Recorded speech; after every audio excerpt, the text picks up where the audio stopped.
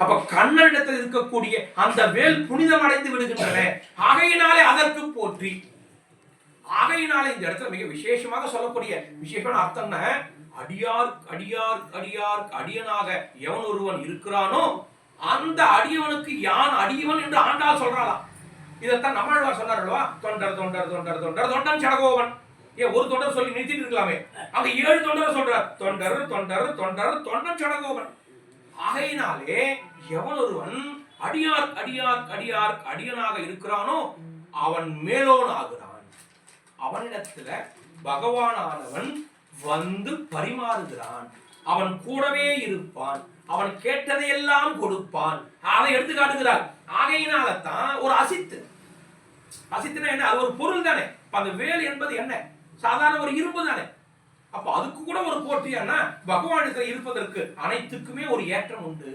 அப்ப அடியார்கள் அடியார்கள் அடியார்களிடத்திலே இவ்வளவு விசேஷங்கள் உண்டு என்று சொல்லிக் கொடுத்த நாச்சியார் மிக விசேஷமாக எடுத்துக்காட்டு கொண்டு கொடையாய் எடுத்தாய் குணம் போற்றி வென்று வகையெடுக்க நிற்கையில் வேல் போற்றி.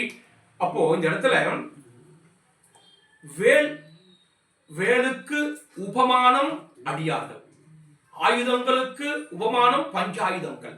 இந்த இடத்துல ஆயுதங்களை சொல்லும் போது என்ன சொல்ல வராரு சொன்ன, பஞ்சாயுதங்கள் பகவானத்தில் இருக்கிறதே அது ஆயுதங்களா ஆபரணமா அழகா எடுத்து காட்டுகிறார்.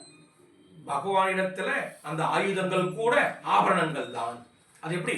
அழகுகளுக்கு அழகு சேர்க்கும் பெருமாள். அது அரிய சுவாமி சிரிப்பாரு, ஆபரணங்களுக்கு அழகு சேர்க்கும் பெருமாள் அப்படின்னு. என்ன சுவாமி, நம்மெல்லாம் ஆபரணங்கள் போட்டாதான் அழகு, ஆனா அவனுக்கு ஆபரணங்கள் இல்லாம இருந்தால்தான் அழகு. அப்ப இந்த இடத்துல அனுமனானவன் ராமரை ஆபரணம் இல்லாமல் பார்க்கும் போது இவ்வளவு அழகு இருக்கிறதே, ஆபரணத்தை சூடும் அழகை மறைக்க கூடாதான்னு கேட்டாராம் ஒரு கிஷ்கிந்தையில. அது போல இந்த இடத்துல இந்த பகவான் ஆனவன் கையில் இருக்கக்கூடிய பஞ்சாயுதங்களும் அந்த வேலும் அவனுக்கு என்ன சொல்லுகிறது? அழகை கூட்டி கொடுக்கிறதா என்றால் அழகை மறைத்து காட்டுகின்றன, கண் எச்சில் படாமல் இருப்பதற்கு. ஆகையினாலே என்னுடைய கண்ணனுடைய அழகை கொஞ்சம் மறைச்சு நீ காட்டினல, அதனால அந்த வேலுக்கு ஒரு போட்டி. இல்லைன்னா என் கண்ணனுக்கு அழகை இட்டு திஷ்டி வந்துடும். இப்போ குழந்தைங்க எல்லாம் போட்டாங்கன்னா ஒரு அழகாக நல்லா பண்ணுவாங்க, ஒரு சின்னதாக ஒரு கருப்பு பொட்டு வைப்பாங்க, திஷ்டி பொட்டு. ஏன்? திஷ்டி வரக்கூடாது என்பதற்காக. அதுபோல என்னுடைய கண்ணனுக்கு திஷ்டி வரக்கூடாது என்பதற்காக நீ ஆயுதமாக இருந்து அவன் அழகையெல்லாம் மறைத்து எங்களுக்கு காட்டினாய் அல்லவா, அதற்கு ஒரு போட்டி.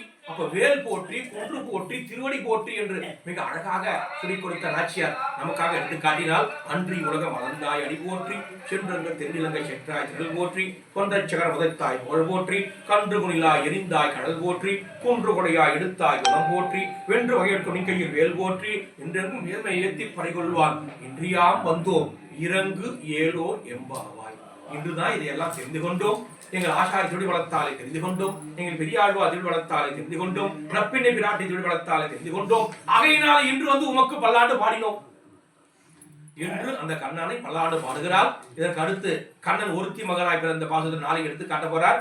மாலை மணிவண்ணா இந்த உலகத்தை எல்லாம் எப்படி படைக்கிறார் அப்படிலாம் நாளைக்கு மறுநாள் அடுத்து எடுத்து காட்ட போறார். அதுக்கப்புறம் தனக்கு தேவையானதெல்லாம் என்ன வேணும், அதுதான் கூடாரை வெல்லும் சீர் பாசுரத்துல எமக்கு பறை கொடு. பறை என்ன? மும்மூச்சுப்படி சொல்லக்கூடிய 3 விதமான ரகசிய மந்திரங்கள், தோடே, செவிப்பூவே, பாடகமே, ரொம்ப விசேஷமா எடுத்து காட்டுவா.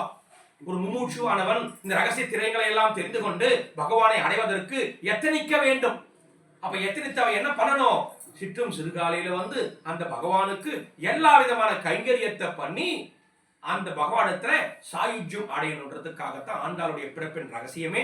அதுதான் அந்த திருவாயுமலை எடுத்து காட்டினா அதை இன்று ஓரளவுக்கு நாம் அனுபவித்தோம். ஆழ்வார் பெருமானாட்சியை ஸ்ரீமதி ரமிஜா மகாத்மனி ஸ்ரீரங்க வாசினி பூயா நித்யஸ்ரீ நித்யம்.